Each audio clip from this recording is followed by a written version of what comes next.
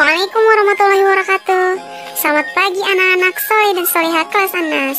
Yuk kita lanjutkan pembelajaran tematik kita di subtema 1, pembelajaran 4 dan 5. Selain permainan tradisional, musik tradisional, Indonesia juga kaya akan keberagaman kain tradisional. Misalnya kain batik, songket, dan ulos.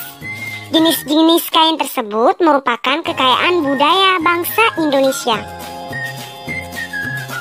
Yuk kita amati kain tradisional batik, ulos, dan songket berikut ini. Bisakah kalian menemukan pola sudut banyak pada kain berikut ini? Segi banyak yang bisa kita temukan pada kain batik tersebut adalah bentuk seperti ini. Segi 4, persegi panjang, segi 6, dan belah ketupat. Bentuk-bentuk tadi memiliki segi banyak. Segi banyak dibagi menjadi segi banyak beraturan dan segi banyak tidak beraturan. Oke, segi banyak beraturan mempunyai seluruh sisi dan sudut yang sama besar. Perhatikan pada gambar tersebut. Ya, sisi A, sisi B, sisi C, dan D memiliki sisi yang sama besar dan sudut yang sama besar pula. Ya, kemudian perhatikan pada gambar segitiga sama sisi tersebut. Sisi A, B, dan C memiliki sisi dan sudut yang sama besar. Kemudian contoh segi banyak tidak beraturan, yang dimana segi tersebut mempunyai panjang sisi dan besar sudut yang tidak sama. Contohnya seperti gambar trapesium sembarang ini. Sisi A, B, C, dan D memiliki sisi dan sudut yang tidak sama. Ya, sama halnya dengan gambar segitiga tumpul berikut ini. Sisi A, sisi B, dan C juga tidak memiliki sudut dan sisi yang sama besar.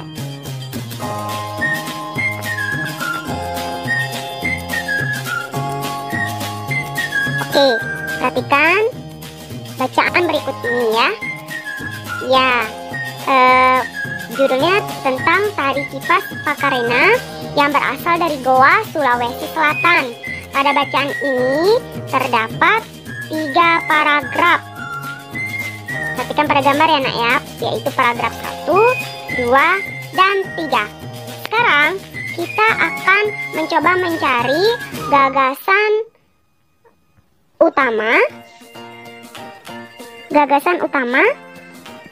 dan gagasan pendukung. Gagasan utama atau gagasan pokok pada paragraf pertama tadi itu adalah yaitu tari kipas Pakarena merupakan kesenian tari yang berasal dari Goa, Sulawesi Selatan. Selanjutnya, gagasan pendukung, yaitu tarian ini sudah menjadi tradisi di kalangan masyarakat Goa yang merupakan bekas kerajaan Goa. Jadi, kalimat yang paling pertama itu selalu menjadi gagasan pokok dan kalimat setelahnya adalah gagasan pendukung. Pembelajaran 5 ini kita akan mengenal salah satu suku yang ada di Indonesia, yaitu suku Minang. Suku Minang adalah kelompok etnis yang terdapat di Provinsi Sumatera Barat. Suku Minang sering disebut sebagai orang Padang atau orang Awak. Bahasa daerah suku Minang adalah bahasa Minang.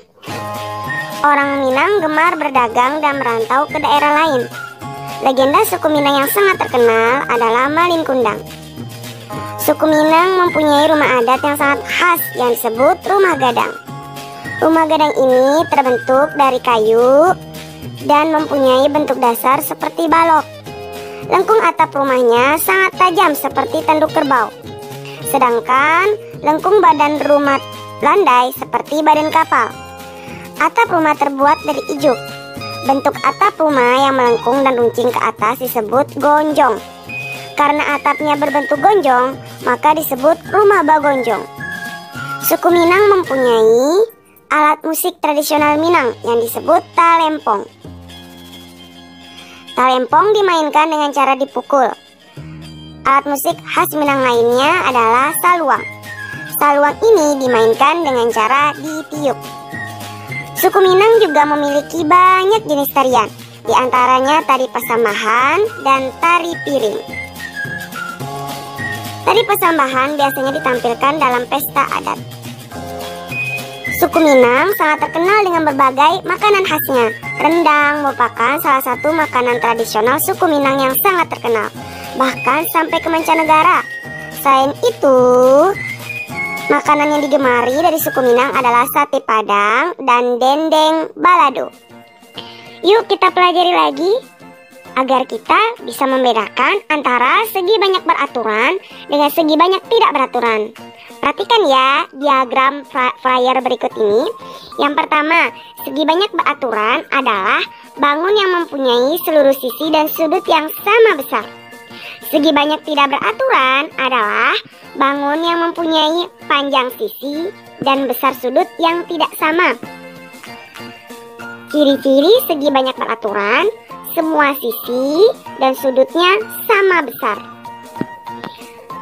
Kemudian contoh dari segi banyak beraturan. Yang pertama, persegi. Persegi ini memiliki sudut dan panjang yang sama besar. Sama halnya dengan segi 8 dan segi 6. Selanjutnya, contoh segi banyak tidak beraturan. Yang pertama, persegi panjang. Persegi panjang memiliki sudut yang sama besar, namun panjang sisinya tidak sama. Contoh berikutnya adalah gabungan bangun datar setengah persegi panjang dan setengah segitiga sama sisi, juga memiliki sudut dan panjang sisi yang tidak sama. Berikutnya adalah segitiga siku-siku. Segitiga siku-siku memiliki panjang sisi yang tidak sama besar juga dan sudutnya pun tidak sama. Satu sisinya berbentuk sudut siku-siku dan kedua sisinya berbentuk lancip.